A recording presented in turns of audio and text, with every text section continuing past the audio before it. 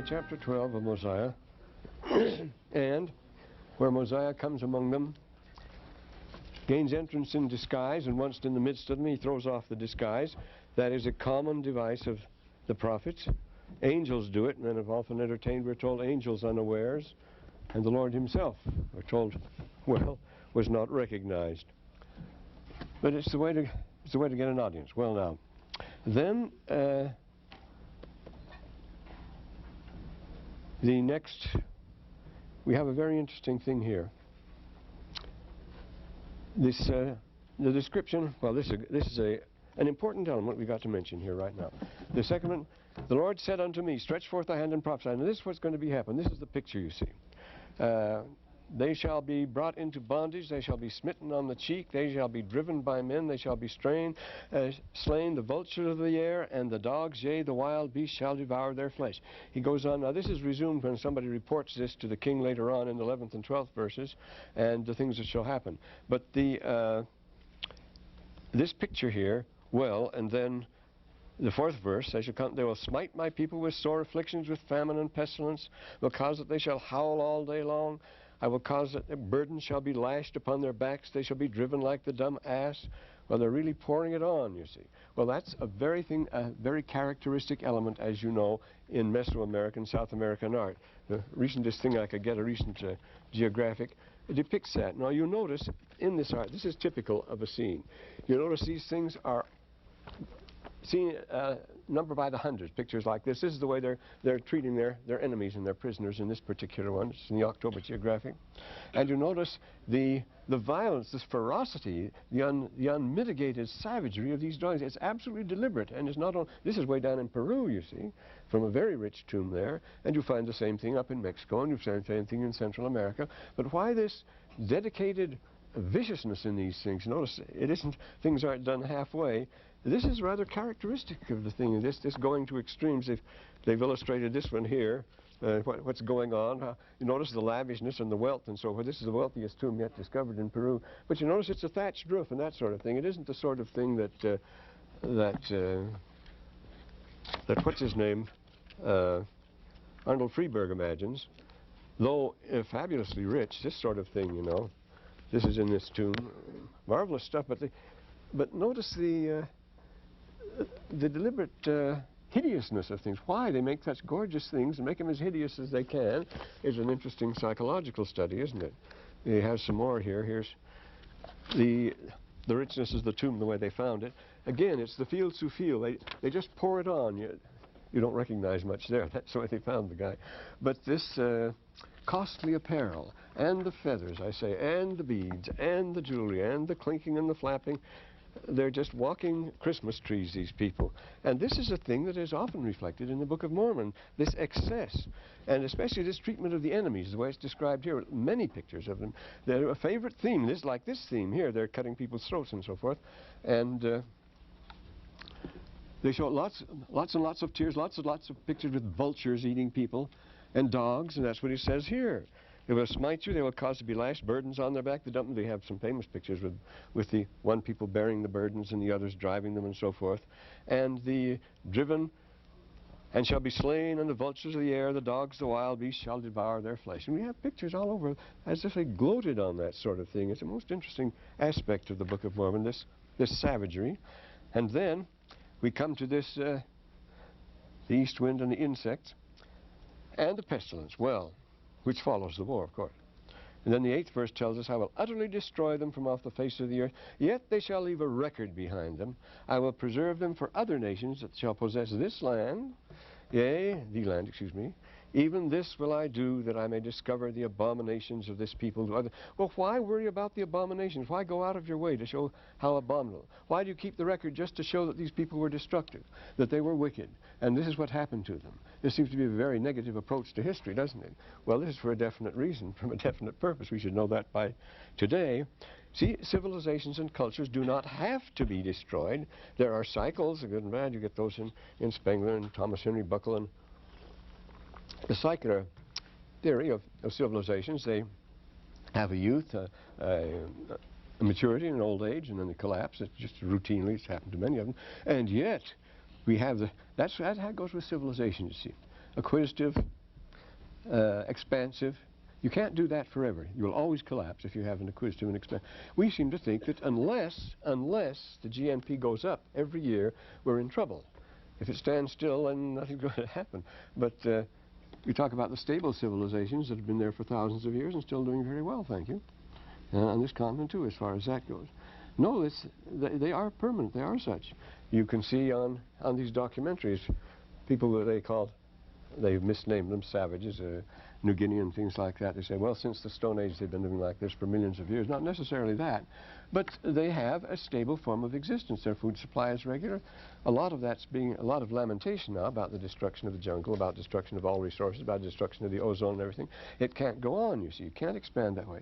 And then it always shows us, if we just leave these things alone, where the balance of nature is established, and wouldn't try to prey on each other and try to get richer and richer, people are able to go on indefinitely and enjoy themselves. They have a good time. It's much better than our miserable rat race that everybody complains about. They're always under pressure.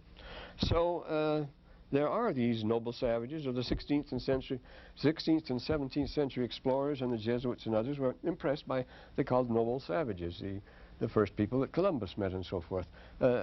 They had no weapons. They didn't fight at all. It's a very interesting thing. Lots of people like that have been found. And the noble savage wasn't all a myth. There's something to it. Know more about it now. And so we see these things, and these people seem to be very happy. But this time Abinadi expected to be caught, of course. He threw off the disguise, said who he was. He wants an audience with the king, and he gets it. Of course, they take him to the king. And they accuse him of this prophecy. Now, this is a very interesting study in textual criticism. I will go into this now. Because this is what he says. The life of King Noah shall be valued even as a garment in a hot furnace. He shall know that I am the Lord. And again he saith that thou shalt be as a stalk, even as a dry stalk of the field, which is run over by the beasts and trodden. And again he saith, thou shalt be as the blossom of a thistle, which when it is fully ripe, the wind bloweth. Now these passages are very interesting because they are found. I was talking the last time about a parallel case of the teacher of righteousness in the Dead Sea Scrolls, who goes through the same routine, the same persecution, the same hiding and everything else as Abinadi. And essentially it happened about the same time, but it was in the old world.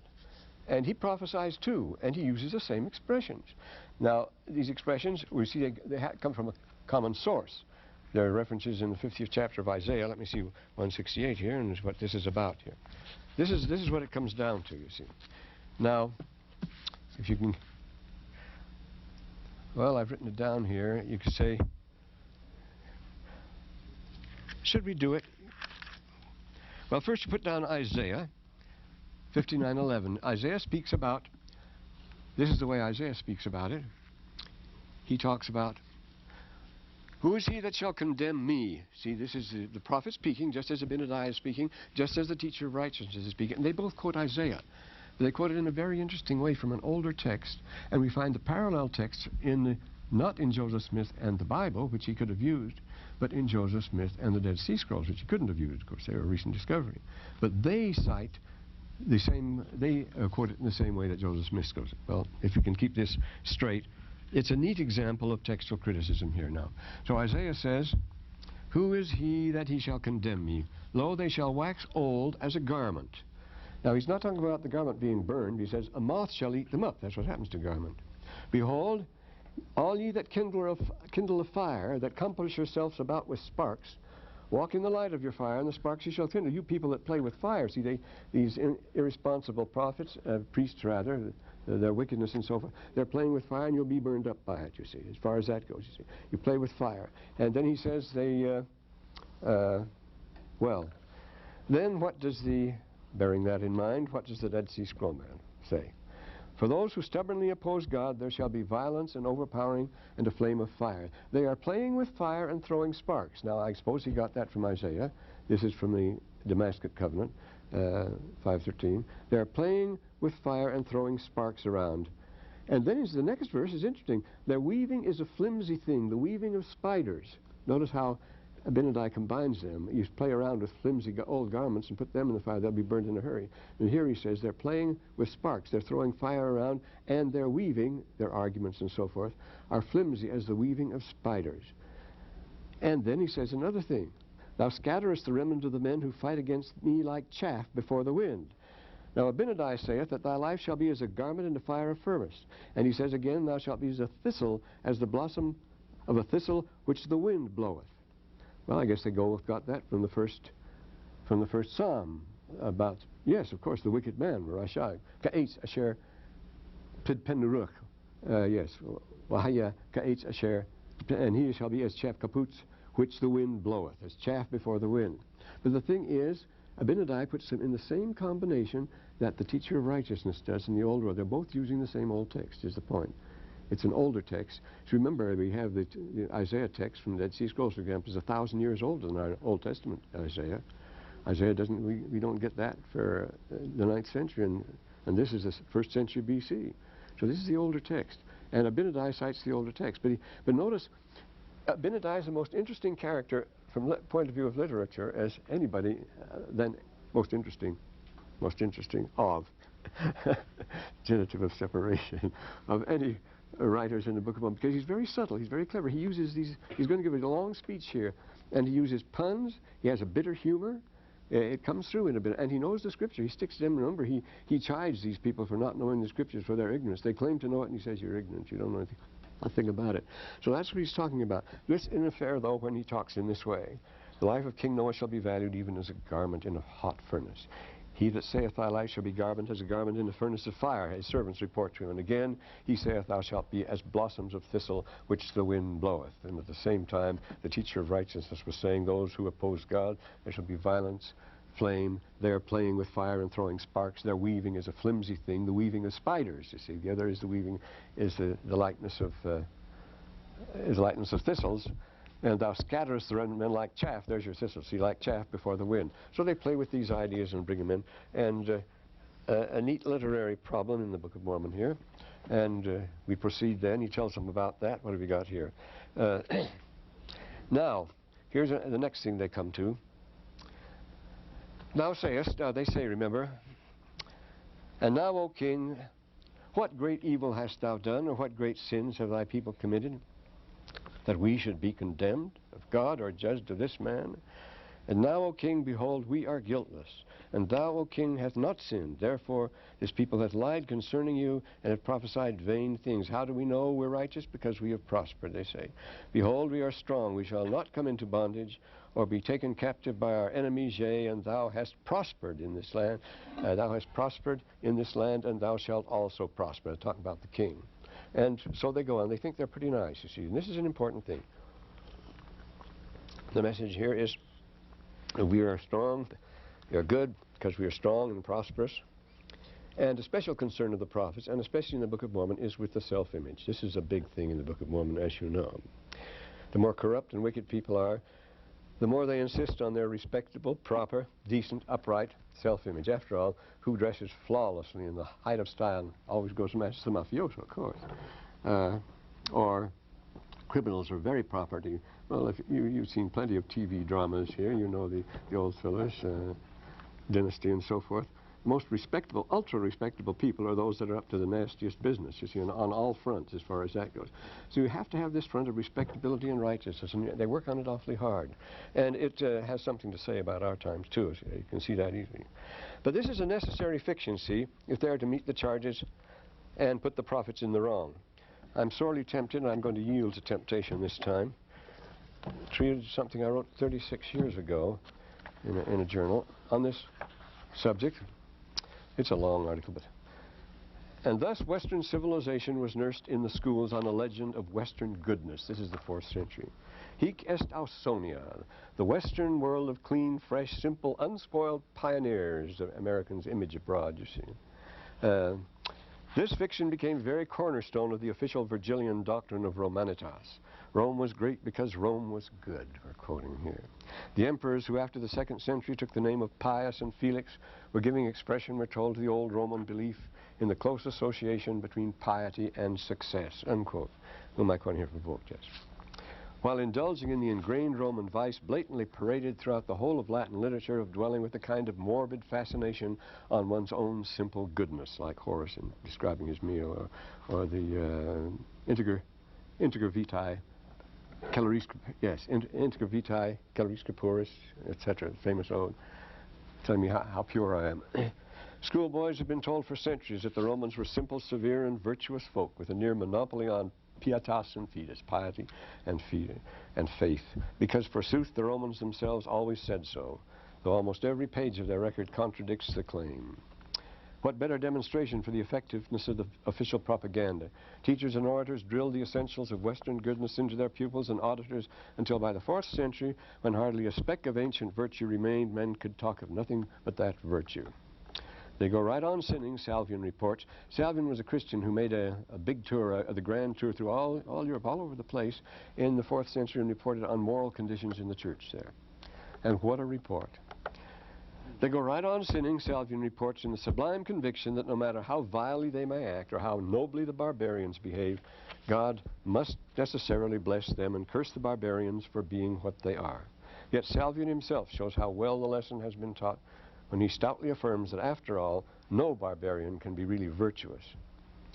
Well, I might as well go on here. To the lessons of the schools, carefully supervised by the government, was added the more aggressive policy of deliberately widening the gulf between the two worlds. The Asiatic world, this was the world of at that time, you see, the Persian Empire.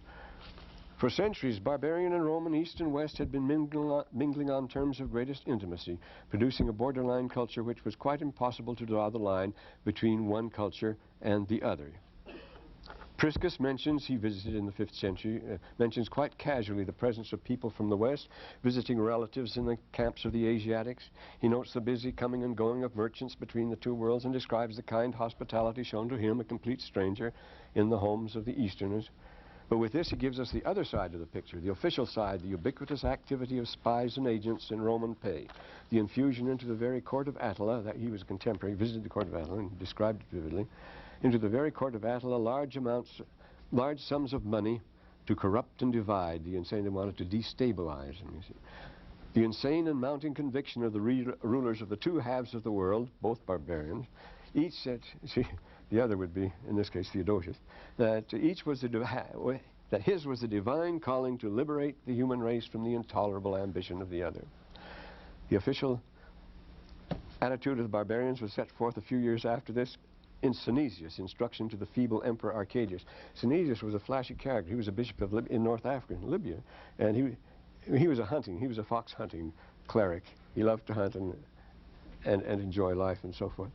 He tells us an amusing story. He was going back after a session in Italy. He was going back to Africa to his bishopric in Africa, Synesius, and it was a Jewish boat he was on. The Jews had a navy. They were great sailors. We forget that. And it was a Jewish boat.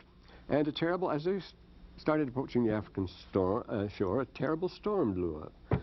And it started blowing them toward the shore, toward the rocks. And the crew worked like fury until the sun went down. Then it was Sabbath. And not a member of the crew would raise a finger after that. They dashed on the rocks, and nothing they could do about it. He describes the wreck and what he was able to save and so forth. But they were really observant Jews, you see. As soon as the sun went down, suicide it must be. Here she goes. No one would lift a finger or pull a rope as long as it was the Sabbath. That is what you call Pharisaical religion, isn't it? And he admits that they surpassed the Romans in energy, honesty, reliability, and perseverance, yet for all that they are still barbarians and as liable to murder citizens in their bed as were ever any savage ancestors. Security becomes the name of the game. Your fathers made allies of these Scythians, he tells the young and idiotic emperor. He should have known that there is no virtue in a barbarian. From that day to this they have simply laughed at us. Lacking the heroic qualities of their fathers, they are slaves. They are a people without a land of their own, hence the proverb, the empty waste of the Scythians, for they're always running away from settled life. See, he didn't understand the significance of nomadic life at all. It doesn't mean anything. Sounds like what Nixon said. Plainly, Synesius said there's no such word in Russian as liberty, as freedom. Silliest thing in the world, svoboda. Plainly, Synesius thinks that the primordial ways of the nomads are some new sign of degeneracy. So far was one of the learnedest men of the day, an expert advisor on foreign affairs, from comprehending the Asiatic way of life, which was impinging upon the Roman world at 1,000 points, and then the barbarians just ran over them, that's all. Well, we go on and on. It's quite an article. It's been used in a lot of schools and so forth. Law schools, the Yale Law School, they used that. It was a required reading years ago, of course. Now we go on here. Yes, so this was, they are strong, we shall not come into bonds. This was a very religious, sacral society governed by priests and priests. Like Thebes, they were priest kings here. What have we got? Now, Abinadi's teaching, well, we go on here. And Noah caused that the priests should gather, so they're going to consult. Now, the king summoning his wise men together to consult about things is a standard theme in ancient literature, of course. The wise men, not only to baffle Moses, remember or to baffle Elijah, priest of Baal, but the king often, especially in the life of Abraham. Abraham as a child, Abraham as a baby, Abraham's a grown man. Every time Abraham threatens the king immediately calls his wise men, and then there's a contest between them. This goes on. Moses, his staff ate the 7 serpents' staff, the other 7 serpents. And actually, from the Old Kingdom, there is in the pyramid text mention of that. The serpent that eats the 7 other serpents, the staffs that eats the 7 other staffs, a very old sort of thing. So we have this competition between the king and the official wise men. He calls his counselors, he calls the wise men. This is a theme in the scripture. You get it all through the prophets, you know. You get it in Revelation and so forth. They call together the wisest people they have, and all their wisdom comes to nothing. They put their heads together and they have no counsel at all. They're absolutely paralyzed. And we reach that station. Just by adding more men to the committee, you're not going to make it any smarter, you see. You might add up their total IQ and get a good 100, but that won't do it, you see. So they say, so he does, see. And he commanded that the priests should gather themselves together, that he might hold a council with them, what he should do with him. Now, the king is worried. Now, we've talked about this. No, he's a very interesting character, you know. He's a playboy. He's made himself very popular, and he's not entirely bad. He had a good father. His father showed bad judgment in making him king and so forth. But he has his problems. He's going to have more of them, too. And it came to pass, they said to the king, well, let's question him. The king commanded them to bring forward. So they're going to question him. So here we had a disputatio. It's like Luther and Worms, before you bring all the councils together and then he faces him, or like Giordano Bruno in Rome, and before Council Clement VIII. He tried to convert Clement VIII and he failed, so Clement VIII burnt him. But lots of these. You have St. Joan of Arc, the trial of Joan. St. Joan, you know, Shaw's play, where she has to stand before the council and they all take turns asking her questions. That's the routine way of the king's getting rid of somebody who's made himself very, very obnoxious. And the way the person stands up to it and so forth, we have, it's a theme, the Scopes trial and things like that, which you try to make heroes. And so they asked him this. This is the one question they asked him. Notice, they began to question him. They might cross him, that thereby they might have wherewith to accuse him. But he answered them boldly, withstood all their questions to their astonishment.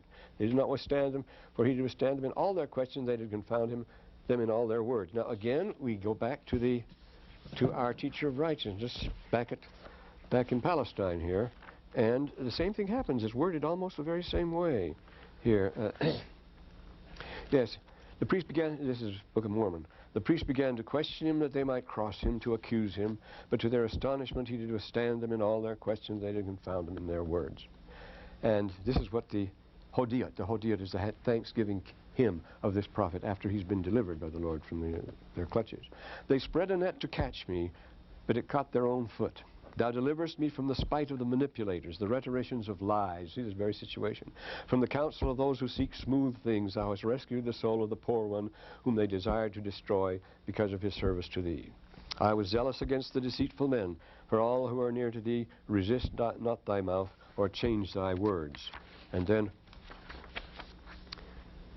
he says here, Abinadi says here, you pretend to teach this people. If you understand these things, you have not taught them. Therefore, you have perverted the ways of the Lord. The Hodiot scroll, the teacher of righteousness, says, I became an accusing spirit against all who taught smooth things, and all the men of false teaching, deception, illusion stormed against me. They professed to be in the covenant of repentance. Now, again, In the 27th verse, Abinadi says, you have not applied your hearts to the understanding. You haven't really made an effort to understand. We'll see that in a minute. See. And they said, we teach the law of Moses. Well, if you teach the law of Moses, why don't you keep it? Why do you set your hearts on riches? See, the first thing it said. Why do you commit whoredoms and spend your strength with harlots? And in the Dead Sea Scrolls, they profess to be in the covenant of repentance, but they have not departed from the ways of the apostates. They have wallowed in the ways of whoredoms and godliness. You commit whoredoms and spend your strength with harlots. And the old world says you have wallowed in the ways of whoredoms and godliness. Everyone has deserted his family for immoral practices, zealous in the acquisition of wealth. He brings that in right there, you see. Acquisition of wealth and property, every man doing what is right in his own eyes, confirming the people in their own sins. As if it had been lifted from the Doctrine and Covenants of the Book of Mormon, these passages from the Dead Sea Scrolls. How valuable they are, and the Dead Sea Scrolls are in discredit. Nobody likes them because they say the wrong thing as far as that goes. It's very interesting. He goes on, he says, I know if you keep, in the 33rd verse, I know if you keep the commandments of God, you shall be saved, yea. If you keep, this is Abinadi speaking, if you keep the commandments which the Lord delivered unto Moses on the Mount Sinai. Have you done all this? Have you taught this people what they should do, all these things? I say unto you, nay, ye have not. Back to the Hodiot, the thanksgiving hymn. The preachers of lies and the seers of illusions contrive devil's tricks against me to make me exchange the law which thou hast engraved in my heart for the smooth things they teach to the people. They who shut up the drink of knowledge from the thirsting ones, the Lord said this, see, to give them vinegar, to turn them to false teachings, lest they fall into teachings that they fall into your nets. Well, let's go on here. I say unto you, he says, that it is expedient that you should keep the law of Moses, Abinadi, as yet. But I say unto you that the time shall come when it shall no more be expedient to keep the law of Moses. Yahuwah. From no precept shall the Torah shall they depart, until there shall come a prophet and Messiah of Aaron and Israel. See, even that, even the idea of the law was absolute. This was the last word as far as the Jews were concerned. And here we have this Jewish scroll saying, from no precept of the Torah shall they depart until the Messiah comes of Aaron and Israel. And that's exactly what Abinadi teaches them. Therefore, he goes on, Abinadi goes on, therefore there was a law given, a law of performances and ordinances. You have to go through the forms as a drill, keeping yourself on the road, a discipline, how well you might understand it, but it prepares you for serious things, which they were to observe strictly from day to day. But they didn't pay attention to that. It's easy enough. But behold, all these things were types of things to come. And now they did not understand the law, and this because of the hardness of their hearts. Well, back to the Damascus covenant. And according to this rule they shall walk, even the seed of Israel, and in this way of living for the camp. This is the way they shall walk, again it says, in the time of the wicked, until the anointed one, the Messiah of Aaron, arises. There we are again, you see. Did not Moses prophesy, the next chapter said, did not Moses prophesy concerning the coming of the Messiah, that God should redeem his people? Yea, even all the prophets who have prophesied since the world began, have they not spoken more or less? It's all been about the Messiah, he said. And the IQS says, as commanded by the hand of Moses and by the hands of the servants his prophets, to atone for the sins, to please God in the land, more than the flesh of burnt offerings. See, this was the atonement. It goes beyond the old law of Moses. More than the flesh of burnt offerings and the fat of sacrifices, the heat offerings of the lips for a mishpat, like the sacrificial odor, the kinioch, offering acceptable to him. Well, we go on and on here. Well, very interesting parallels. I didn't realize this was so interesting. I'll have to read it more. But this is the way he goes on now. Brother Michael? Yeah. Is there mentioned in the Damascus text the fate of the teacher of righteousness? Yes, he was, well, does it tell us what happened to him? He was put to death, all right. Is there any possibility that it Abinadi was the teacher of righteousness? Well, the thing is, now that's interpreted differently. See, when you have you say a man of possessions, you mean by a rich man, you see. An ish, well, a man of possessions, or if you say an ish chokhmah, a man of wisdom, you mean wise man, you see. So when you say a man of righteousness, it means a righteous teacher is all. The teacher of righteousness, the teacher who had the quality of righteousness is what it means. It's usually rendered today the righteous teacher. So it could be the name, sometimes they call him the star, and he goes by different names. But there were different groups under teachers like that. When they were driven out, they were only, 28 miles from Jerusalem when they were driven out by Herod's soldiers. Most of the company went north and settled at Damascus, and that's why this. And then they kept their record there, and then the fragment was found in the Geniza of a wall of an old deserted, been converted to a mosque, deserted synagogue in Cairo by Paul Kalla long ago. No, it was Schechter, Solomon Schechter found it, took it up to Cambridge, and it rested there for 27 years. Nobody paid any attention to it at all. And then they found the Dead Sea Scroll and they said, ah, this is a Dead Sea Scroll. But everybody thought it was a fake. Solomon Zeitlin, the old editor of the Jewish Quarterly Review, he believed it was just a medieval forgery, just a joke. He would never change his mind. Oh, I mean, though hundreds of documents came forth to attest it. That's the way we stand. Well, anyway, he goes on here. Stubborn people we're dealing with here, see? To question, now why do they ask this question? Well, it's obvious why they ask it, you see. It came to pass that one of them said to him, now this is the key question they ask him, what meaneth the words which are written, of which has been taught by our fathers, saying, how beautiful upon the mountains are the feet of him that bringeth good tidings, that publisheth peace, that bringeth good tidings of good, that publisheth salvation, he goes on. Break forth into joy, sing together, ye waste places of Jerusalem, the Lord has comforted his people. Now what he's asking is this, if you're a true prophet, why don't you bring us this good news? This is the prophet. Why don't you rejoice us? Why don't you teach us to rejoice? That's what prophets teach. What kind of a message? This is the kind of a message you should deliver. He says, this is what prophets teach. Good tidings that publishes good and salvation, that bring joy, and bring comfort to the people. Why aren't you bringing comfort and joy if you're a real prophet? It's a logical thing to answer, because they believe that we should enjoy ourselves and teach people what they want to hear. So if you were a prophet like this, you'd bring us good news. And the Lord hath made bare his arm in all the nations, and they shall see the salvation of God. Well, that's a cheerful promise. Notice it is the corrupt priests of Noah now who are quoting these comforting words. They know the scripture too, but how they use them, to back themselves up. And we reinterpret things today very comfortably for ourselves. Now, and Abinadi says, you're priests and pretend to teach this people these things. You desire to know of me what these things mean. I say unto you, what you've done, you've perverted the words. You are twisting them, as Abraham says. You're perverting the ways of the Lord. You understand these things, have not been taught them. Therefore, ye have perverted the ways of the Lord. You have not applied your hearts to it. You see, it's a lawyer's interest you have in these, the words, how you can manipulate them and how you can interpret them. Just a lawyer's interest. You haven't applied your hearts to understand this at all. Therefore, you haven't been wise. And what are you teaching this people?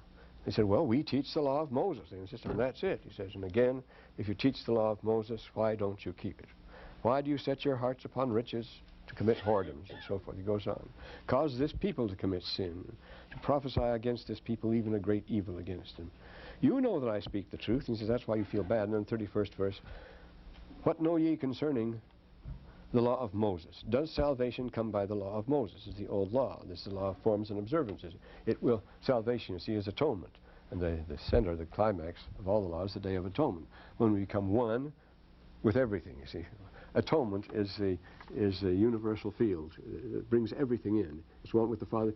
The 13th, 17th chapters of 17th chapters of John deal with that all the way. How we are one. The Father and the Son is one. The apostles will be one with them. They whom they today preach will be one, even as we are one. We will all be one. We'll all be joined together hereafter in the world to come. And when the world is as it should be, that will be the great at-one-ment, bringing together. And this we don't have here. The law of Moses prepares us for that. You shall be saved if you keep the commandments of Moses. That will lead you on the way. And then he recites he gives the 10 Commandments. But notice the thing he plays up here is that there shall not be any images. He talks about that here. Notice over the 12th and 13th verses across the page here, the next chapter.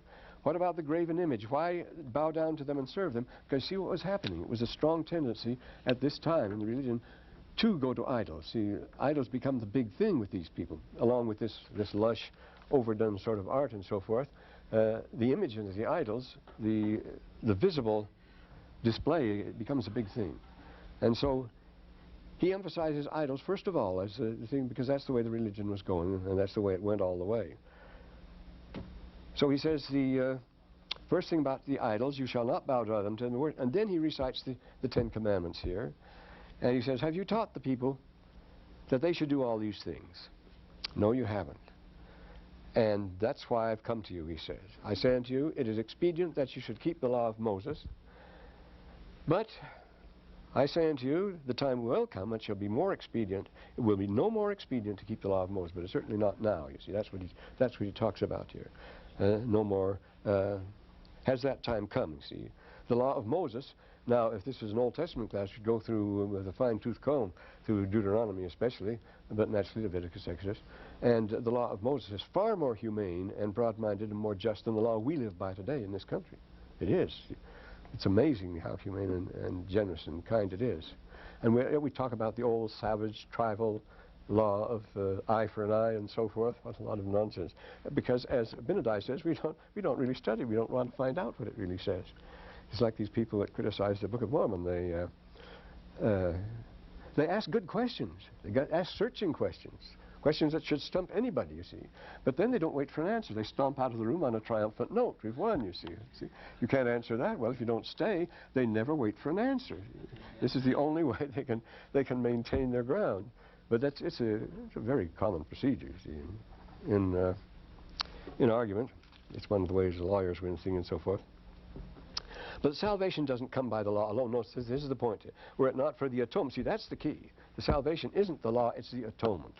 The arrangement that the Lord Jesus Christ made by which we are all going to be brought together again and made one, become one with the Father. Without that, they must unavoidably perish. He just die dead, notwithstanding the law of Moses. The law of Moses doesn't take care of the law of entropy. The Book of Mormon tells us very clearly the atonement does. So so then they are, well, he talks about the stiff-necked people. Even a very strict law, they were a stiff-necked people, quick to do iniquity, so the law was adopted to them. Is this the best the Lord could do with the chosen people? Nobody seems to be willing to accept it, and it's true. No one has accepted it. No one keeps the law of Moses today. Are we ready for the higher law? He gave them the law of Moses, which they did not keep. Why do we have lawyers? Why do we need the word of wisdom? The word of wisdom we shouldn't bother about, shouldn't even exist as far as we're concerned. You shouldn't be able to break it as far as that goes. That's a lower law. That's preparatory. But you have to keep it. You're not going to be saved without keeping the word of wisdom. Ah, you say, see, the word of wisdom. Saved by the word of wisdom. Nobody said anything like that. But that is the least, as it says. Remember the introduction of the 87th section. It says, adapted to the least of saints so that any that can be called saints. So this is a step. You have to go through this before you can expect the other thing. So keep these preparatory laws like that. Notice it says in the 30th verse, stating it beautifully, a law of performances and ordinances. You go through, you do certain things, you carry out certain instructions, because this is which they were to observe strictly. You're supposed to keep these laws strictly. Is there virtue in that? Yes, there is. But in nothing else than that? Well, as the prophet says, no, that just prepares you, and then you go on. To keep them in remembrance of God, their duty toward Him. That's why we have the sacrament. You see, it's in remembrance. It's about the only set ritual we have outside of the temple, isn't it? The same words always have to be repeated, and repeated in exactly the same way, and the bread and water has to be passed the same way and so forth. So we have a right there, and we say it's in remembrance, to keep our minds on track, to keep ourselves concentrated on that, to be slow, but to keep remembrance of God and their duty toward Him. That's what it is. It's an act of duty. It's an act of obedience. Why do you do this? The Lord asked. I don't know, save the Lord commanded me. All right, now I'll tell you why. But first He requires that you do it, the law of sacrifice. I say unto you, these things are types of things to come. See, they are similitudes. And they didn't understand the law. Now, they didn't understand the law in the Old Testament. They didn't understand it in the New Testament, as the Lord makes very clear. They don't understand it in the Book of Mormon. We don't understand it in the Pearl of Great Price, pay practically no attention to it. And we don't understand it in the Doctrine and Covenants. We slide over these things as far as that goes. Now, they would not accept, we do not accept, as he says here, the hardness of their hearts. They understood not that they could not any man be saved through the redemption of God. As Mosiah said, remember, always keep this in remembrance, your own nothingness and the greatness and goodness of God. Then, he says, you can always manage to be happy. But that's the thing you have to do. No. Well, didn't Moses speak concerning the coming of the Messiah, he says? And God should redeem the people, even all the prophets? more or less concerning, and all the prophets, this is an important verse in the Book of Mormon, and all the prophets have spoken more or less concerning these things. Well, they could ask, where does Moses speak of these things, and where do the prophets tell us about the Messiah in these sense? And the Jews still ask that. He says, we don't see any Messiah there. Well, the next chapter he proceeds to recite the score of Handel's Messiah, the 53rd chapter of Isaiah, which is the score of much of Handel's Messiah, and that's the very thing he was talking about. This describes the coming of the Lord. This says that he shall come in the form of a man, go forth in mighty power, and that God himself should come down among the children of men. Yea, have they not said that he should bring to pass the resurrection of the dead? Well, all that is already, it's in the Old Testament, but I say you don't have to see it there, and the Jews don't see it there at all. If you don't believe that, who does, you see? So he goes on here. And back there, the 21st to 22nd verses, to 24th verses, back in the 12th chapter, he talks the same thing. The Lord hath made bare his holy arm in the lives of all the nations, see the salvation of our God. And, well, he break forth in singing Jerusalem. It was the passage they themselves quoted, which prophesies the coming of the Messiah. So he quotes Isaiah 53, these wonderful words. And most people find this impossible to believe, so naturally it starts out, who hath believed our report? And to whom is the arm of the Lord revealed? I say most people find it impossible to believe. They say that John and all the rest can't possibly have meant this literally, not out of the question.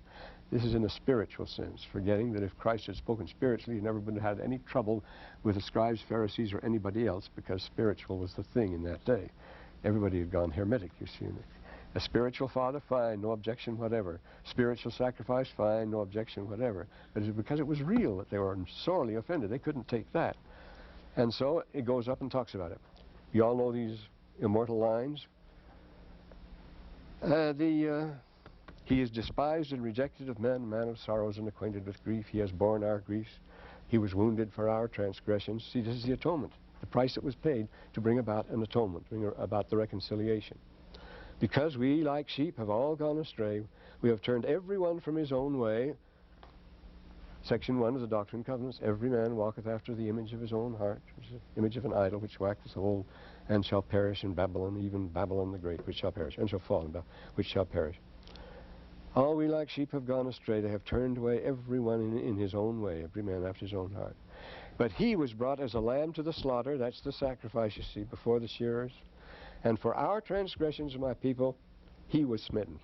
For the transgressions of my people, he was at the bottom of the 8th verse here. 9th, he made his grave with the wicked, as low as you can get, with the rich in his death, because he had done no evil, neither any deceit in his mouth. Thou shalt make his soul an offering for sin. He shall see his seed, shall prolong his days, and so forth. He shall see the travail of his soul, and shall be satisfied. By his knowledge shall my righteous servant be justified, for he shall bear their iniquities. And finally, he bore the sins of many, the intercession and for transgressions. Well, what does all this mean? Now we come to the 15th verse. Did I have anything here? 15th chapter? Hey, did I mention the 13th chapter? Oh, sure I did. How could I get so lost here? Because I put the wrong label.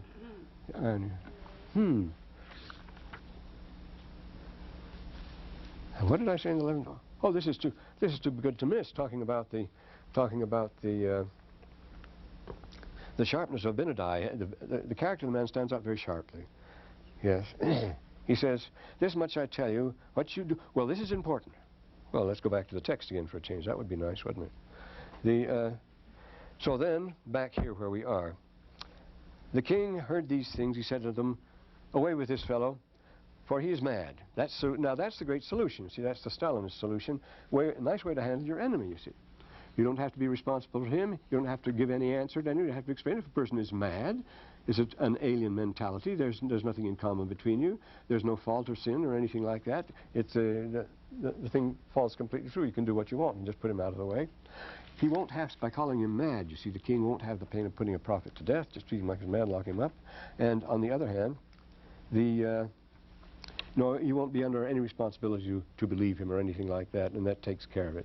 It exonerates both opponents and solves your problem, the alien mentality argument. They use it for Enoch, notice. And Abinadi is an Enoch character. John the Baptist, Elijah, Abinadi, Notice, there's a strange thing in the land, a wild man has come among us. He scared them. If they went, it's a culture shock. If they went his way, it would be an awful jolt. And so they have to assume that he's mad. They're frightened. That's a beautiful expression in the book of Moses there. There's a strange thing in the land, a wild man has come in. Let's go up in the mountains and see the strange guy and listen to what he has to say in his ravings and so forth.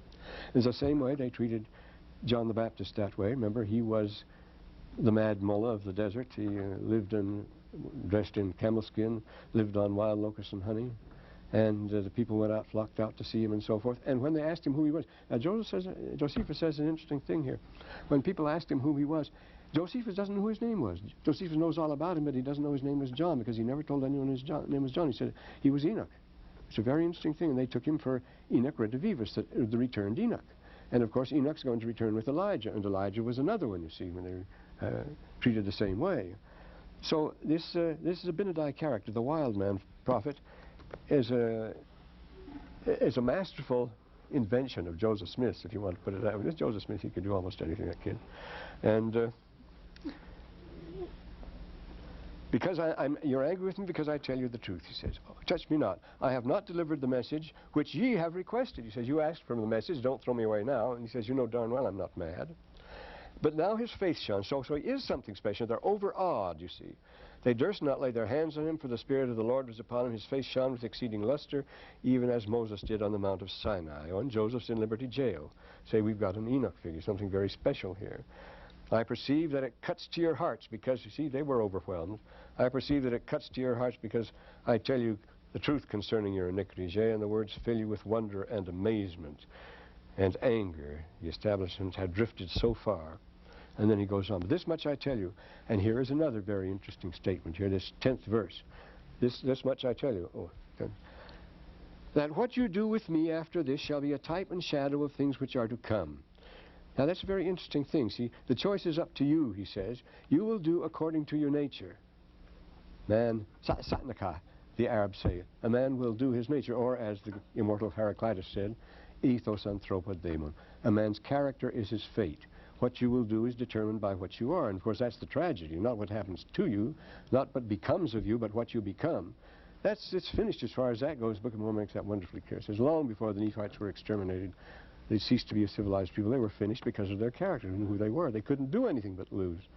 And so, I tell you, what you do with me shall be a type and a shadow of what will happen to you. You will do according to your nature and suffer accordingly. Your character prescribes the role you play and all its consequences. So you have the stock characters of the new comedy, Plautus, Terence, and so forth in Rome. You have a stock character, you have an old miser, and you have a clever servant, and you have the son who wants to marry his daughter, and so forth. And you know what's going to happen. The miser is going to withhold his money. The servant is going to steal, the clever servant is going to steal the money by a ruse for the son, so the son and the daughter can get married and all this sort of thing. And each character was a stock plays, and they had a wig. The color, the saucy servant had a red wig. The girl had to be blonde, of course, and everybody had and the man had to have the long beard and all this sort. And he had to have a miserly old friend to make more comedy and the like.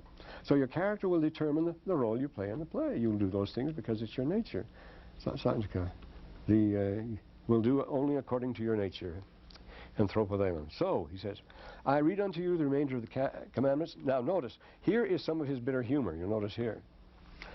They're the great scholars, you see. They've been asking him questions about the scriptures. I read unto you the remainder of the commandments of God, for I perceive that they are not written in your hearts. See, I have to read them to you now because they're not written in your hearts, you see.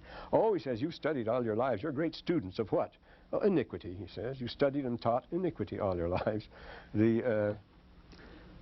See, he commends their study and their knowledge and so forth, but he's going to read a simple thing to them because they don't understand it. It's not written in their hearts. And then he says, I perceive that you have studied and taught iniquity the most part of your lives. And that's what they've been saying. They're great students, in other words, but students of iniquity. See, he gets some dirty digs in here. Now the graven image. See, then he refers to the graven image again because I say graven image are getting to be the thing. Bow down and worship him. Then he goes through the 10 Commandments. Well, we have to. Time is up now. Yeah. Have to resume later.